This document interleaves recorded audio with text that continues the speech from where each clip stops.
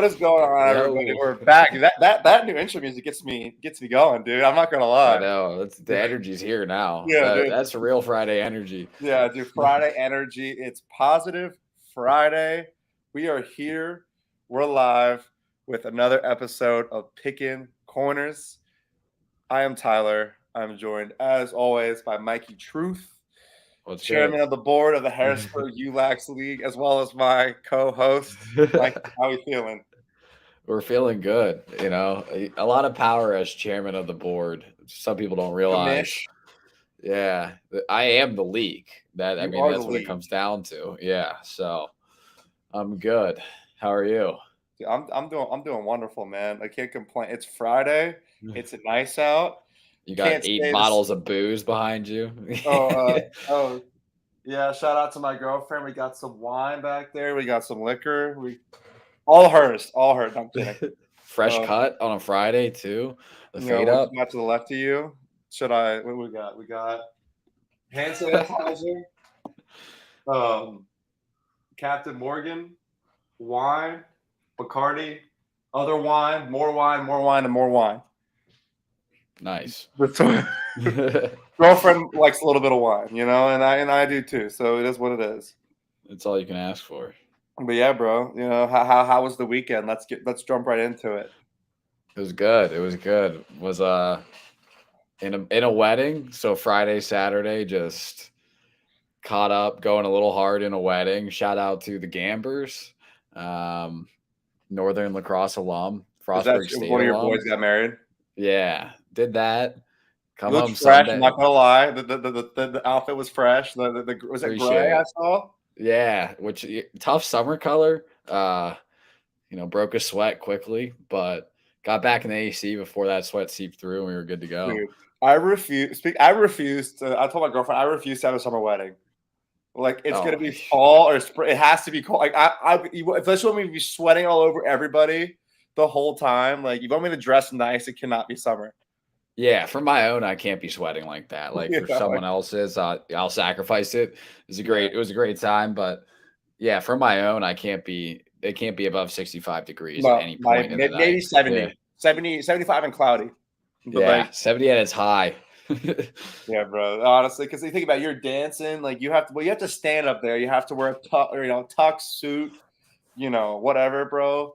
Like cummerbund, you never know. Yeah, bro, that shit gets fucking hot.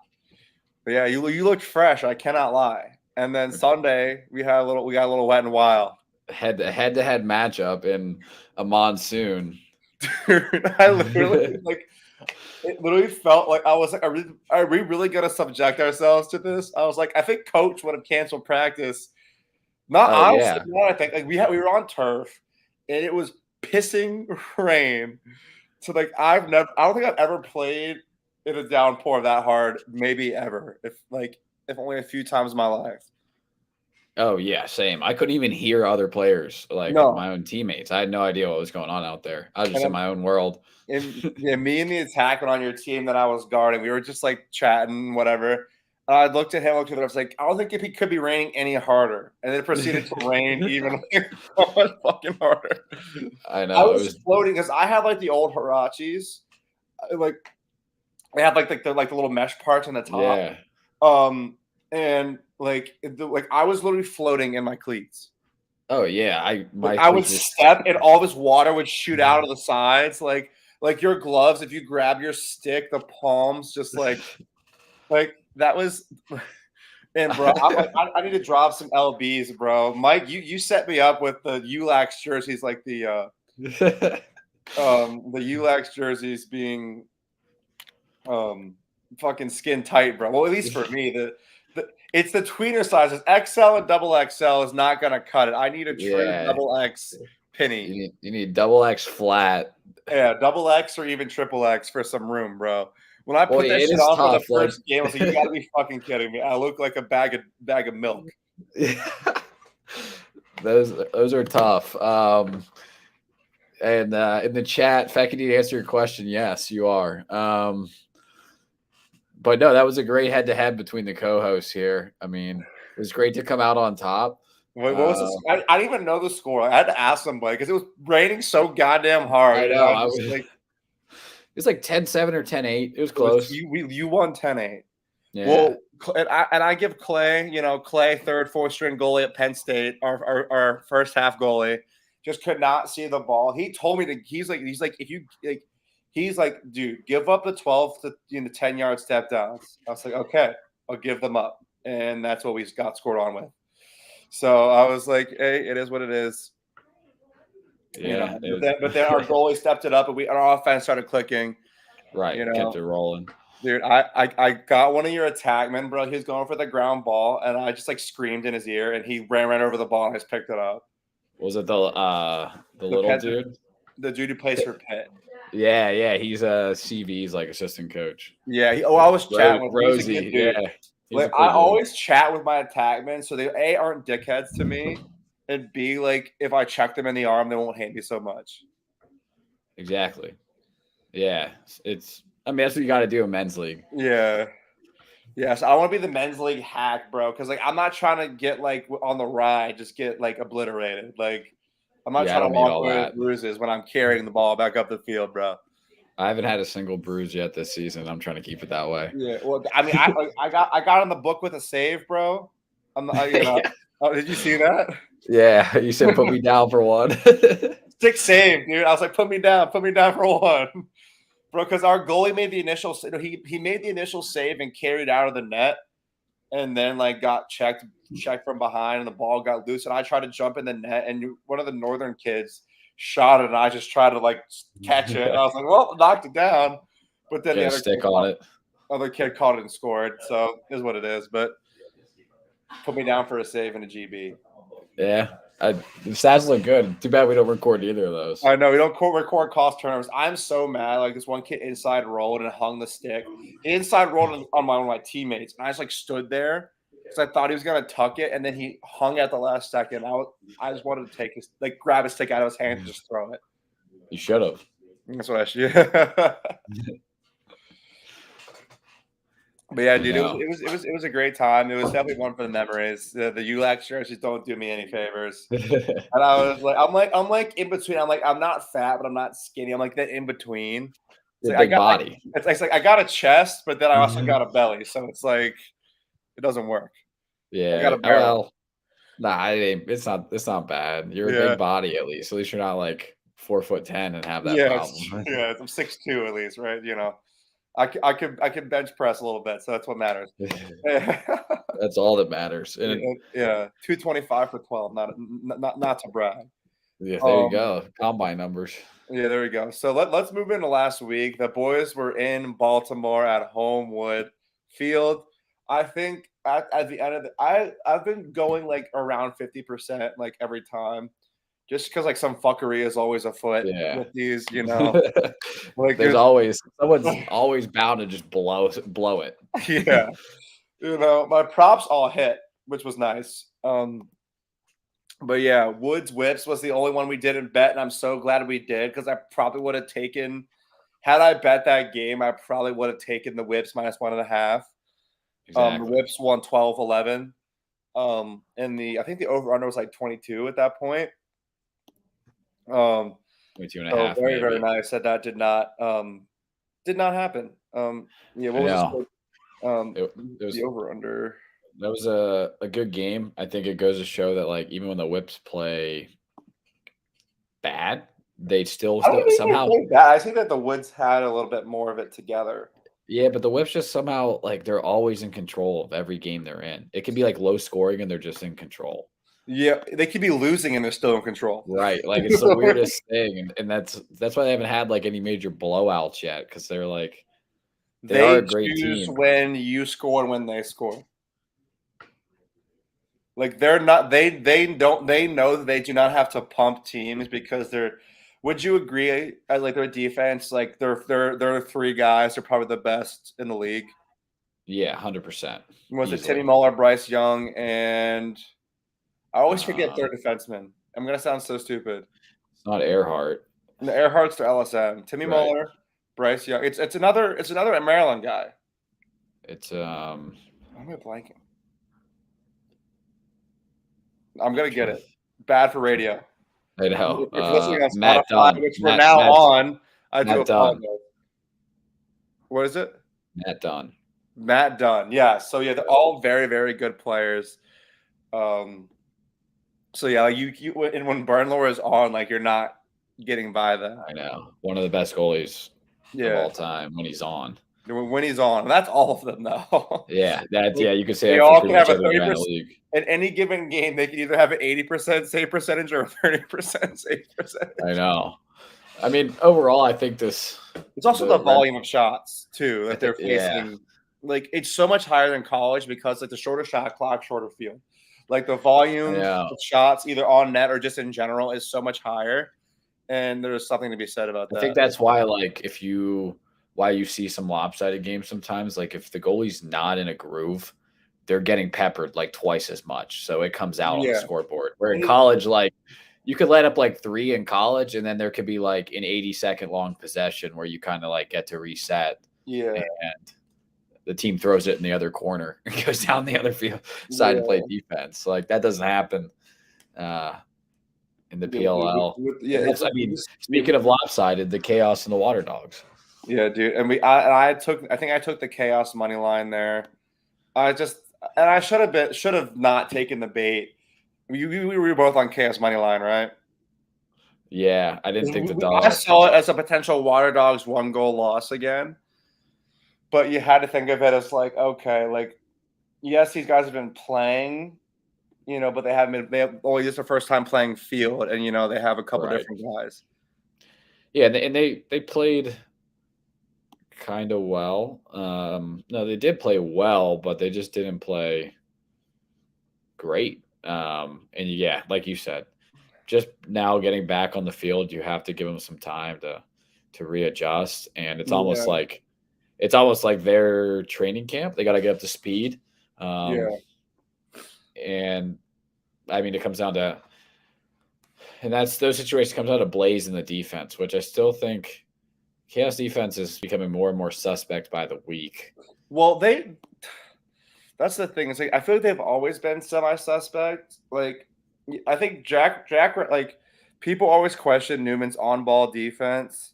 Yep. I think that he's definitely gotten better over time. Like, he's not just like your coast to coast, LSA, as I like to say, long stick attack.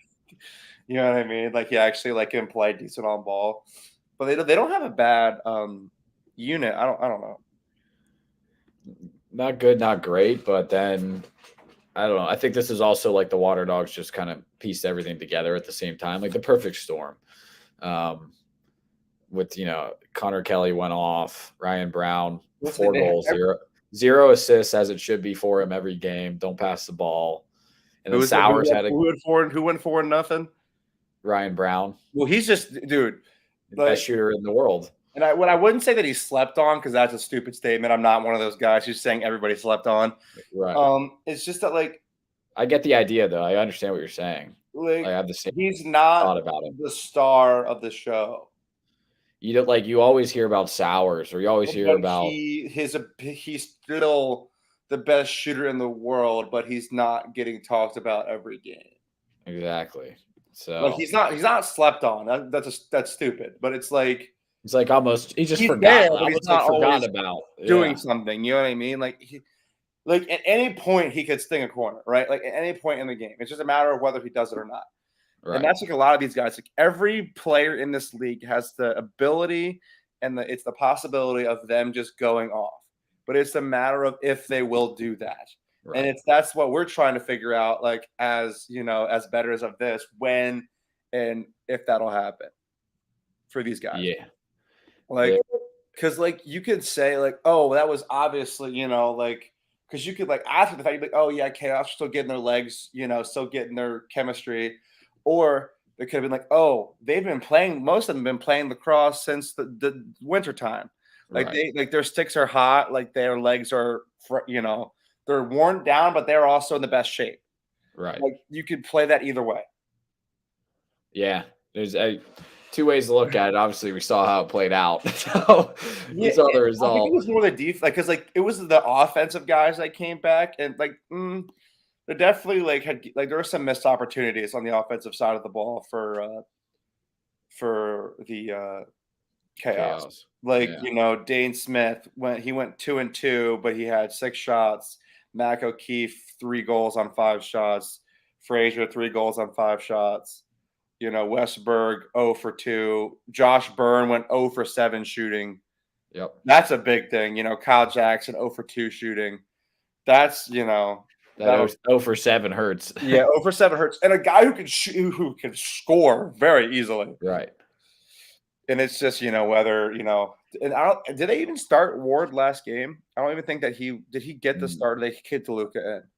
I think they kept DeLuca in, but Ward will be back now. I mean, if you're the MVP of the NLL finals and you win your championship, you got to take a little victory lap. Yeah, you got to just a quick break. And then, so I'll have a better judgment on where both those teams are at next week. Yeah, Blaze went 34% and DeLuca went 55%. Water Dogs are trending in the right direction, which they do. Like that's like their thing. It's like they hold on to it a little bit. Yeah. So, I mean, they went perfect 50-50 at the X. So Also, shout out Zach Tucci. I believe that was his first game starting. Went 14 for 20. He went 54% with 8 GBs. And then I guess they must have put Courier in there too because he went 0 for 2. Yep, that makes sense. I like that they do that, but I feel bad for him. That's got to suck. I feel like at one point when he played at Princeton, I know that he took faceoffs, but it's not like that's when there was still like hybrid faceoff guys. Like it was like you needed like a change. He was there with Schreiber, so that's like 2011, 2013 time. Like he could, but he was he's like the last true two-way mid. Yeah, I mean, I think too, like back then, you could kind of you could just have like bad face-off matchups where like your face-off guy's just losing to this random guy for whatever reason. And in college, like you can have a two-way guy like Courier take some as a change-up and maybe do well.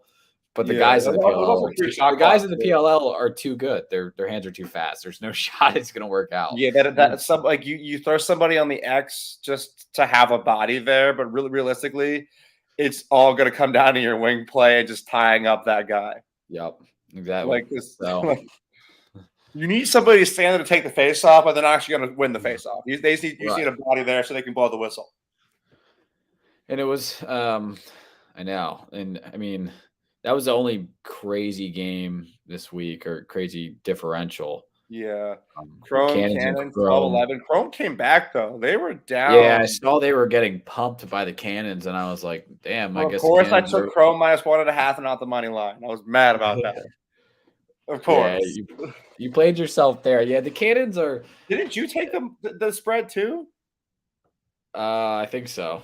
I'm pretty sure we took a lot of the same picks. I gotta write these things down next time. Well, we have a digital record. Asher Nolting had himself a game, dude. The rookies are popping off. I would say, do you think that Nick Turn's front runner for Rookie of the Year?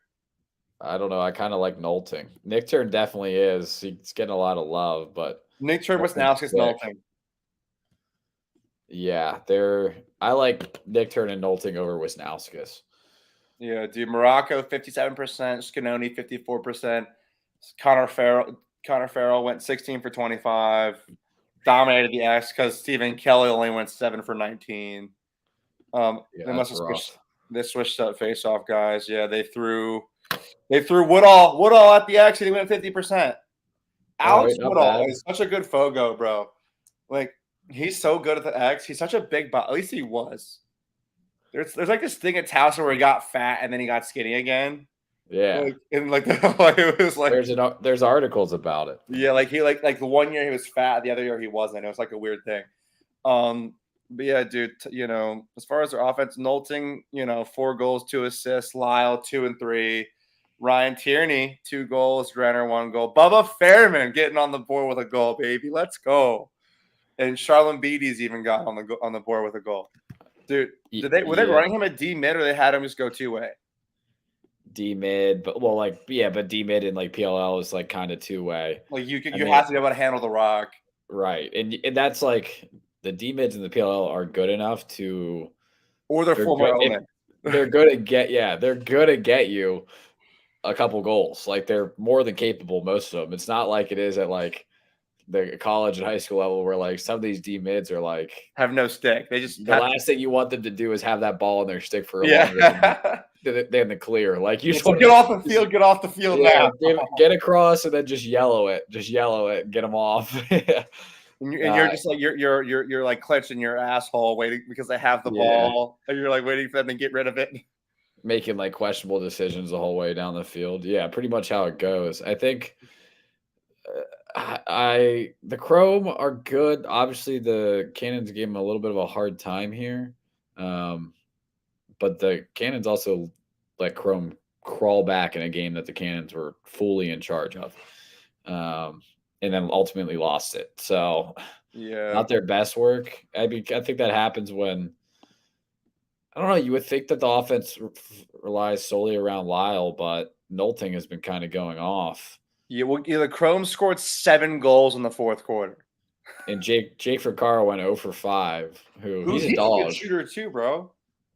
I know. So they had a tough time out there. It wasn't their dude. Honestly, what I gotta say, dude, Mike Messenger, 2 goals, dude. He is a scary looking dude.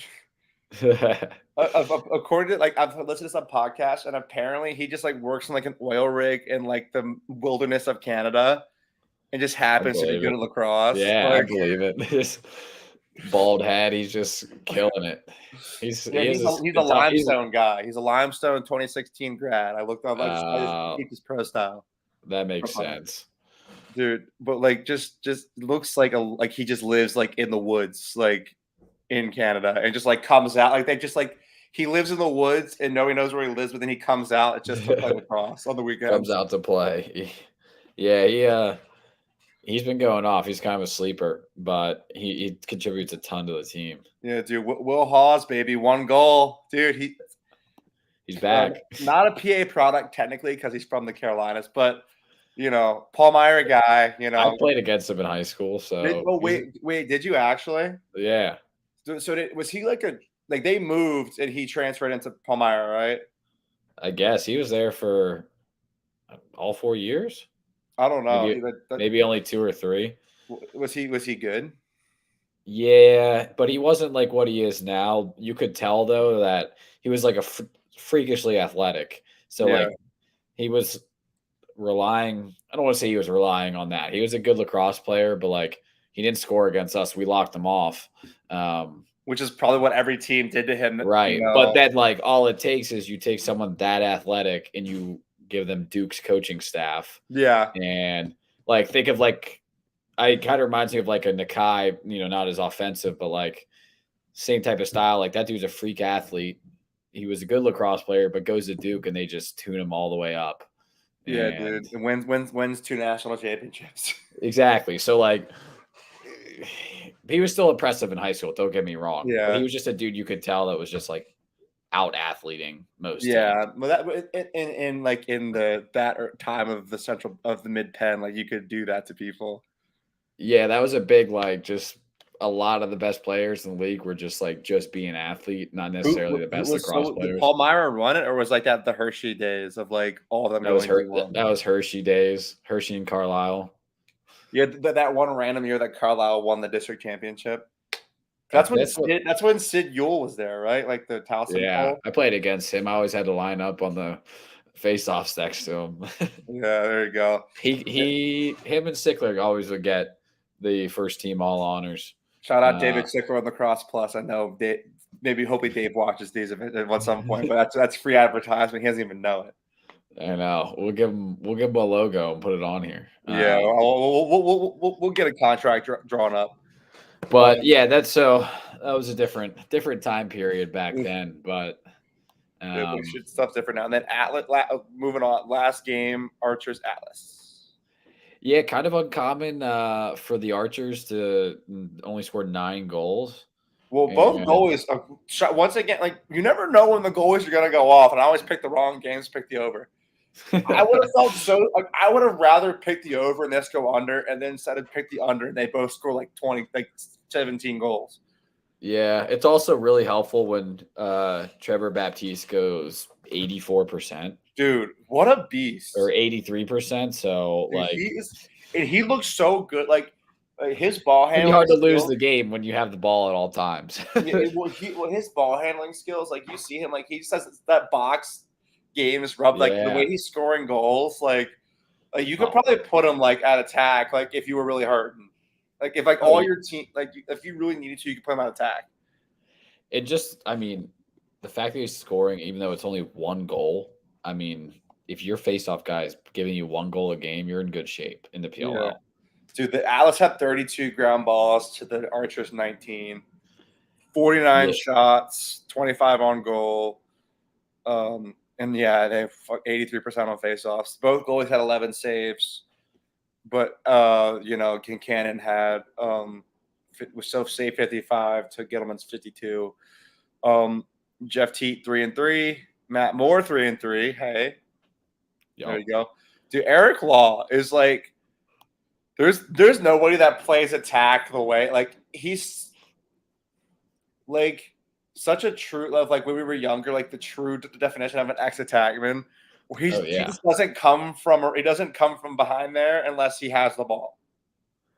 Yeah, and his field vision is great. Or he flash cuts the crease like on the backside, like he's catching scores. Yeah, and when you have like Chris Gray and Jeff Teat, even though Chris Gray went 0% on 7. So that's an uncommon. I'd like to think that's uncommon for him, but I would say so. When you have Jeff back in the lineup, makes me happy. Yeah, when you have Jeff Teat and you have Chris Gray to kind of feed off you down there and draw the attention, it's a pretty good deal at X. Yeah, dude, I'm happy with it. But as an Atlas fan, I'm a very happy guy. As you should be. Yeah, I joined because of the Hopkins affiliation and held on for dear life. And through the bubble and the craziness and all the stuff that happened. But yeah, dude, and it looks like Caraway's at practice again today. So get the boy out there. Get the boy on the rock. Yeah, dude, he's such a good shooter. It just makes sense to have him out there. But yeah, anything else we have about last weekend? It was not too bad, Yeah, I don't think it was that crazy of a weekend. I mean, good games, but I don't know. We didn't really learn anything I didn't already know. Yeah, and just an FYI for everybody, there will be no blog this weekend. It's 4th of July weekend, and nobody's gonna. I don't foresee people taking the time to read that. So our picks will be tweeted out on both days. We did it on Memorial Day for the national championship. I think it was just the way to go for holiday weekends. So we're taking a weekend off on the vlogs. Yeah, you got a vacation a little bit. Yeah, I work hard. You're a frontline worker, so yeah, you don't have to answer anybody. I was at the hospital until like 12 midnight last night, so that was fun. Grinder. Absolutely, yeah. Charting. That's what I was doing. Charting. Let's do these picks. Yeah, let's get into it. Let's get the picks out. Tonight, 7 p.m. Archers Redwoods. Archers -1.5. Over under 24.5. I hate it. I really do. I hate it just by the way these two played this past week. Yeah, I hate the Redwoods altogether. Just I don't trust them at all. So, but I don't know. Archers money lines -175. It's the only thing I would lean. But I could also see the Redwoods up. Like here's the thing: I'll say this, and then I could also see the exact opposite of what I just said. Right. I know there's not enough teams in the league to have like. There's no Browns. Like there's just not. There's no Jets. There's no Browns. Yeah, like we don't have any of those. Like everybody's good, and it's just going to come down to the wire, like it did last year, as to who makes the playoffs. Yeah. I don't know if I like either of these. They're both teams are just so unpredictable. I don't even like the point total, if we're being honest. No, I would say I'd lean towards the under, but I could see them both blowing the top off of it. Yeah. So what's the over under? 23? 24.5. So once again, I like to shout out Brian Andrews and from Bet on Lacrosse and the PLL betting report for providing me this lovely Google Doc with everything that I need. Parker Blake, Brian Andrews, if you're watching, shout out to you guys. For just they just pretty much went back and like looked at what the lines were, like what the outcomes of the games were. Right. Like, nothing that I couldn't do, but I wouldn't want to take the time to do. So shout out to them. Save that for someone else. Yeah, for the smart guys, like to make beautiful spreadsheets for me to look at. Right. In case our people couldn't tell, we're just flying by the seat of our pants over here. So not all the time. Listen, when it comes to football, I am great with the trends. We're great with lacrosse. It's just it's a busy summer. It's a summer, man. And then we got lives, bro. We got jobs. We got girlfriends. Humble brag, and it is what it is. So Mike's at weddings and stuff, and I'm just chilling. So it is what it is. So in all the since last season, I'm looking at this correctly. The Redwoods had been in 3 games that the over under been 24.5, and they've gone under every time. Archers have hit. Oh, and then there you go. Archers of the 4 games they were a part of the spread was 24.5. They went over it in 2 of the 4. Yeah, dude, forget it. Just leave these rat lines alone, and I think we got to move. We got to go to the next one. Yeah, anything props? The props available for that game: Jules Henningberg 2.5, Matt Moore 3.5, Pennell 2.5, Will Manny 3.5. I think that Pennell's points have been low enough now. Will Manny under. Will Manny under. What? Yeah. I'm just saying that Will Manny under. Will Manny under. Oh, Will Manny under. Is that what you're saying? Yeah. Oh. Yeah. Dude, he's leading the league in points right now. Go under 3.5. I hate unders. Same. They're no fun. I hate unders. So I don't take unders on people's props just because I feel like they'll just tell me to go F myself. And right. So I take those personally. So I like the Pennell over 2.5 though. All right. I'm with that. Yeah. Moving on, we got Atlas. Oh, this is gonna be a pretty good game. Atlas minus 1.5. I don't think it's great. I don't think he stays cold. Concannon's playing well. Atlas minus 1.5. Lock it in. I'll take Atlas money line minus 130. All right. And then over under 23.5. You like anything there? I could see over. I could see it hitting 24. Yeah. I'll stay away from the total for now. The props available: Brendan Nick Turner over 3.5, Eric Law over 3.5, Jeff Teat over 4.5, Wisnauskas over 3.5. Let's go Eric Law over 3.5. Yep. That's plus 140. Yeah, that's lock that in. That's a lot of value there. That's worth it. That's definitely worth it.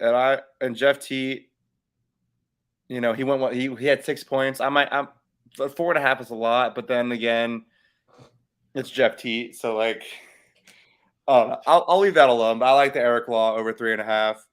I'll take the do I want to take the? No, you don't, dude. You want to take the Atlas. I can see them losing.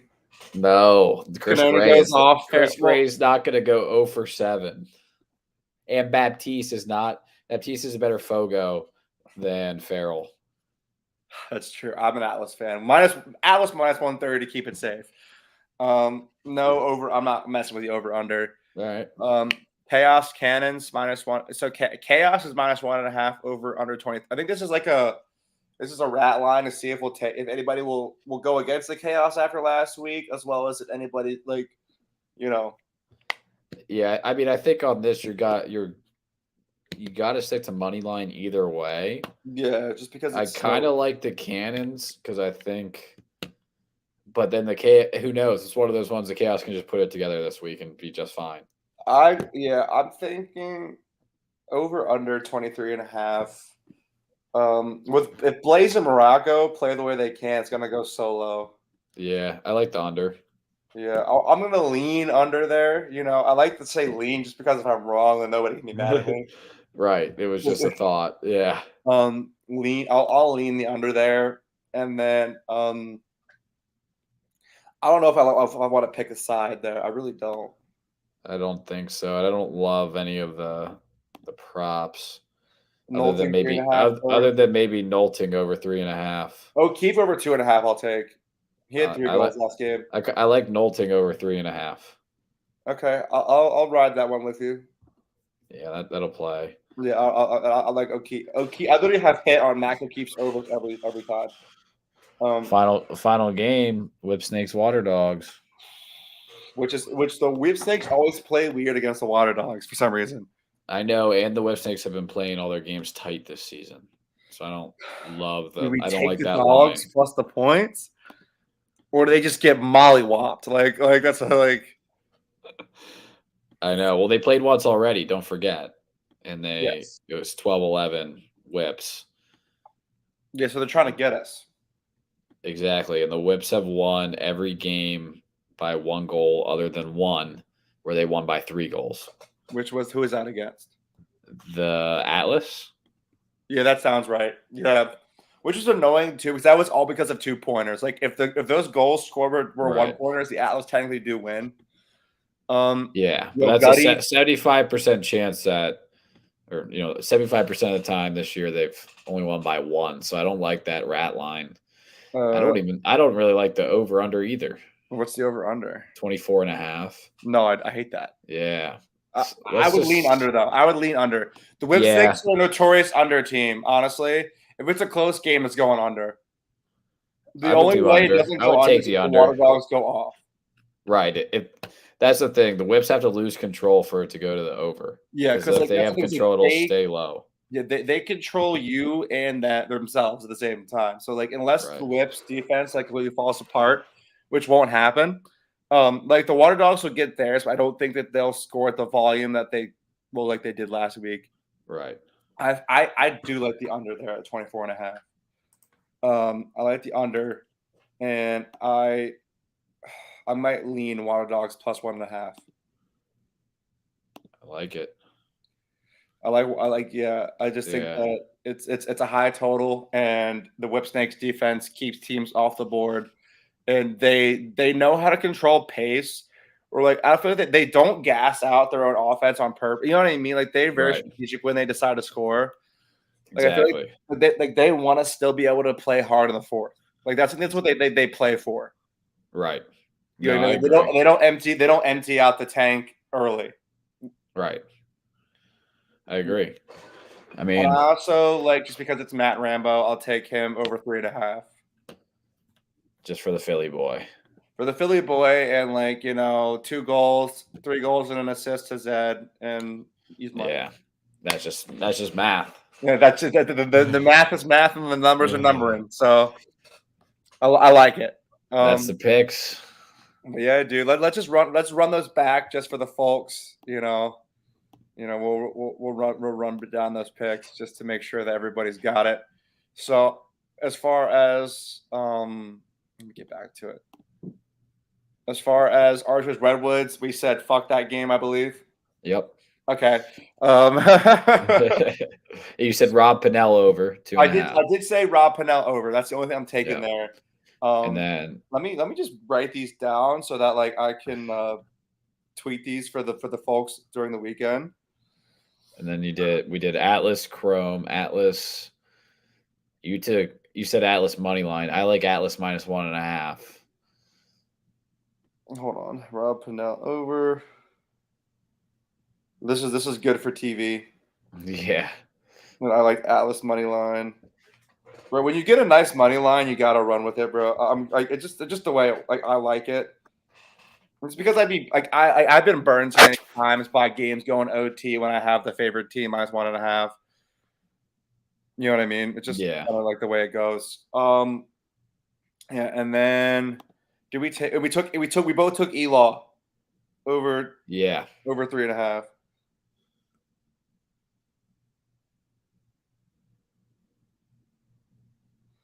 And then Chaos Cannons, I believe I'm not taking a side. I think you said you wanted to lean maybe Cannons. What did you say? No, I didn't. I just said if you're going to pick one, you got to go money line. And then the under would be okay. And then Mako Key. I'm taking Mako Key over 2.5. Yep. And then Water Dogs plus 1.5. You riding with that? Yeah. And the under. Yep. And if it's a bad beat, it's a bad beat. But you got to be okay with bad beats in this. Yeah. Did you like any other props? I feel like you didn't make that many picks. No, I liked. Oh, I had in the Chaos Cannons. I had Nolting over 3.5. And then Whips Water Dogs. We said Rambo. Yes. Over 3.5.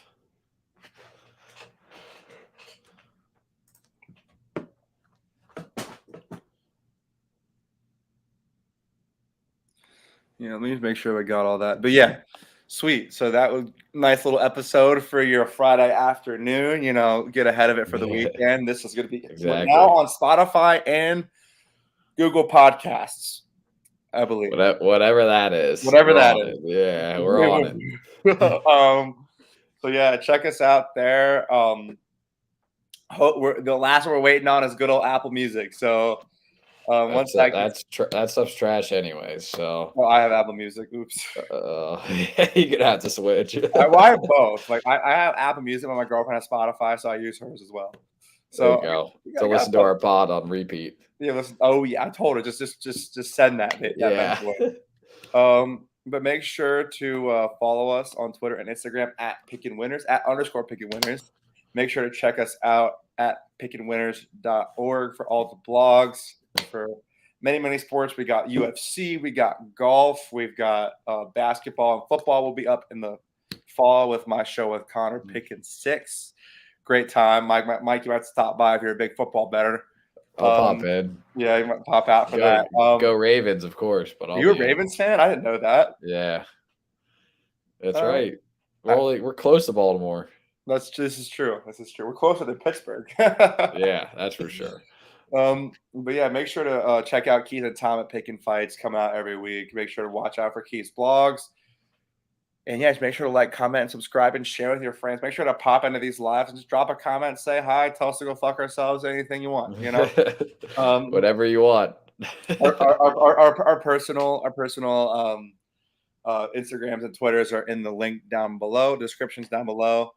And I hope that everybody has a happy and healthy and wonderful weekend of gambling, and have a happy and safe 4th of July. We out.